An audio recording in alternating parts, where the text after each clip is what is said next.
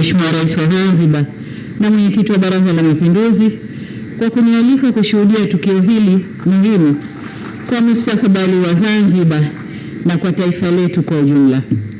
Kwa umuhimu wa tukio hili, nitumie nafasi hii kushukuru kwa dhati uongozi wa Chama cha Mapinduzi na chama cha ACT Wazalendo kwa kukubali kufanya mazungumzo na maridhiano, kwa kutanguliza maslahi ya taifa badala ya maslahi ya vyama au watu binafsi. Kwa umakhususi kabisa ni kushukuru wewe Mheshimiwa Rais wa Zanzibar pamoja na Mheshimiwa Othman Masoud Othman kwa kutanguliza maslahi ya nchi katika kutafuta mustakabali wa pamoja wa amani kwa nchi yetu Zanzibar. Waheshimiwa, kiona vinaelea vimeundwa. Kwa dhati ya moyo wangu na washukuru viongozi wetu wakuu wastaafu wa Serikali ya Mapinduzi Zanzibar, Mheshimiwa Amani Abeid Karume na Mheshimiwa Dr. Ali Mohamed Shein na wote walioshiriki kwenye mazungumzo kwa hekima na busara katika kusimamia na kuongoza mazungumzo yaliyofanikisha makubaliano haya. Mheshimiwa Rais, ndugu viongozi na wananchi wenzangu, maridhiano si udhaifu bali ni ukomavu wa kisiasa unaojenga misingi ya umoja na kuheshimiana.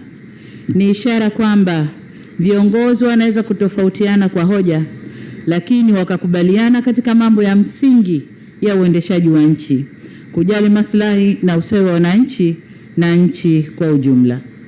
Mwelekeo huu wa kiungwana tulioshuhudia leo unafungua ukurasa mwingine katika kuimarisha umoja, amani, utulivu na mshikamano wa wananchi wa Zanzibar na Tanzania kwa ujumla. Hakika jitihada hizi zinapaswa kuendelezwa na kuenziwa. Nimesema kwamba hili ni jambo la kiungwana kwa kuwa uungwana unatufunza siasa za kushindana kwa hekima na sio kupaza sauti bila mantiki. Uungwana unatufunza siasa zinazotanguliza maslahi ya nchi na wananchi wake, na siasa zinazotawaliwa na sauti zenye staha, utu, heshima na utulivu ili kufikia mustakabali wa pamoja wa kitaifa.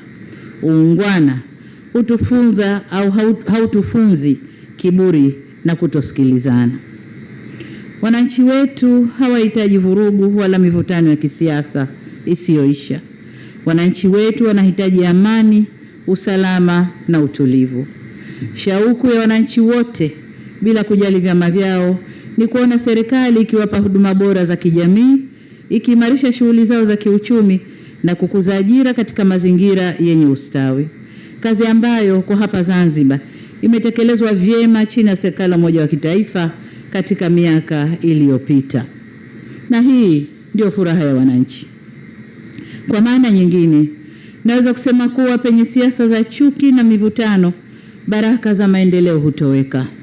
Lakini penye siasa za staha na maridhiano, maendeleo hupata nafasi na kuchanua. Hatua tuliofikia leo ni makubaliano ya kuunda tena serikali moja wa kitaifa na kuanza mazungumzo ya mustakabali wa Serikali ya Mapinduzi Zanzibar. Kwa hiyo, wito wangu ni kuendelea kuyaheshimu makubaliano haya. Tuendeleze mazungumzo kwa uwazi na kuaminiana, huku tukizingatia misingi ya umoja, amani, usalama na utulivu wa taifa letu. Hekima tuliyoonyesha leo ikalindwe kwa matendo mema ya kesho, na imani tuliyojenga kwa muda mrefu isiangushwe na maneno au mienendo isiyo na tija. Mheshimiwa Rais, ndugu viongozi na wananchi, kwa kuwa nimepata fursa hii au nafasi hii kuzungumzia masuala ya utulivu na amani katika taifa letu, nataka nitumie pia fursa hii kuwaonya wale wote wanaojiita wanaharakati kwa jina ili wapate kutambulika duniani, lakini kiuhalisia matendo yao ni ya kigaidi. Nataka niseme kidogo tafsiri ya ugaidi. Ugaidi unajumuisha vitendo vya uvunjifu mkubwa wa amani, uharibifu wa mali na miundombinu vinavyokusudia kuitishia jamii au kuishurutisha serikali kukubaliana na matakwa ya watu au kundi fulani kwa ajili ya kutimiza haja za kisiasa, kiitikadi au kidini. Lakini kwa mustakabali wa sasa, dunia tunayokwenda nayo, unaweza ukafanyika pia ukikusudia kuirudisha nyuma nchi inayoendelea kwa kasi. Pia inaweza ikatumika. Watu au kundi hilo linakuwa na kauli zinazovaa sura ya kizalendo, lakini kwa undani ni maslahi binafsi.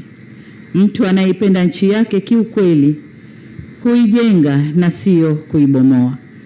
Upande huu tumeipenda nchi yetu, tumetofautiana, tumevumiliana, hatukufanya vurugu za kubomoa nchi yetu wala kuharibu au uvunjifu wa amani. Na wasihi wa Tanzania, tushikamane kwa ajili ya maendeleo ya taifa letu na sio kulifanya taifa kuwa duni kwa matakwa ya watu binafsi ambao maisha yao huko waliko na hata hapa nchini yanategemea malipo yatokanayo na kufanya vurugu au kuivuruga nchi yao kwa maslahi ya wengine. Katika hali hii, niwahakikishie Watanzania kwa serikali yenu inasimama imara katika ulinzi wa raia wake na mali zao. Nanyi kwa upande wenu mnapaswa kuungana na serikali yenu katika kulinda maeneo yenu na mali zenu. Vitendo vya kigaidi katu havikubaliki, sio kwa Tanzania tu bali ulimwengu mzima.